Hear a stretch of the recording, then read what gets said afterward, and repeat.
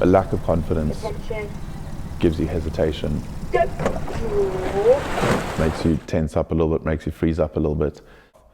And when you try and draw a nice, long, fluid stroke, anything like that would hinder speed.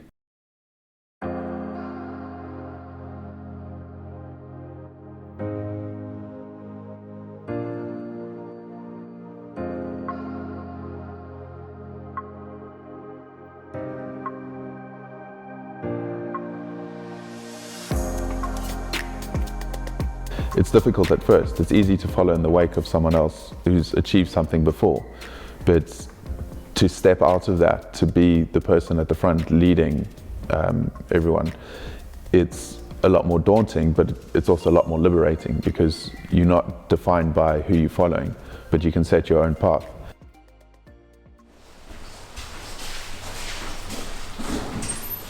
Before I got here, we'd lost several times in a row.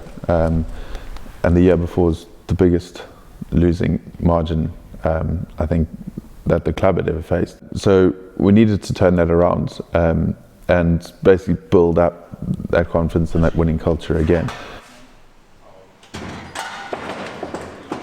It's hard to instill confidence into people in a short term.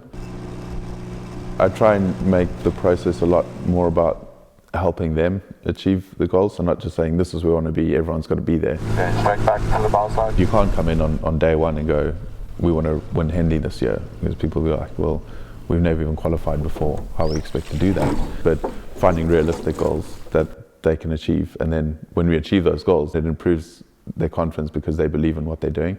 It's not just ticking the box because the coach wants it, but it's developing them themselves because they understand the process and they can drive it.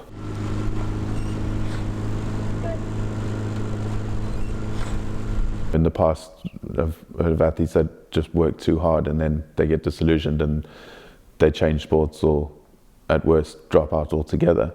Because even if it is win at all costs, if you end up winning the boat race at the end of the day and that's all there was to it, you didn't really enjoy the process, it was just hard, it was long, you sacrificed everything. Sure, you win and you're probably happy, but you haven't got much out of that. And then if you lose, then you've got nothing. Whereas if you're part of a squad where the culture is good and you're learning things along the way, you're learning about nutrition, you're learning about how your body works, how you can run better with that squad and interact with others. And then if you lose, you still come away with something at the end of the day. And if you win, then then that's awesome. I'm doing two different styles. When people graduate and they leave, then that changes things substantially. But if we can get guys who are still at the university coming back year on year, that's the ultimate goal, that they come back and then can create this culture of not only winning, but enjoyment and excellence and good balance, that they're not sacrificing anything, they're not excluding anything of their life, but we can find better ways to make the rest of their life work better with their rowing. So they come here and then they can enjoy this because it enhances other parts of their life.